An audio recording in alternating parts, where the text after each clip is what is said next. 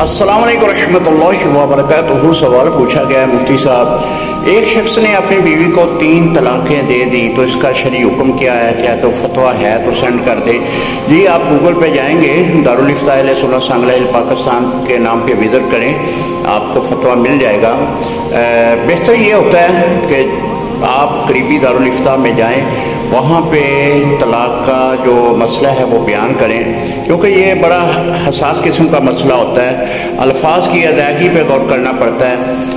अगर 3 तलाक़ें सराहतन दे दी हैं तो फिर तो तलाक़ मग़लज़ा वाक़या हो चुकी है, लेकिन फिर भी बेहतर यही है कि आप करीबी दारुल इफ्ता में जाकर किसी मुफ्ती साहब के पास अपने मसले को बयान करें और वहाँ से आप फतवा हासिल करें।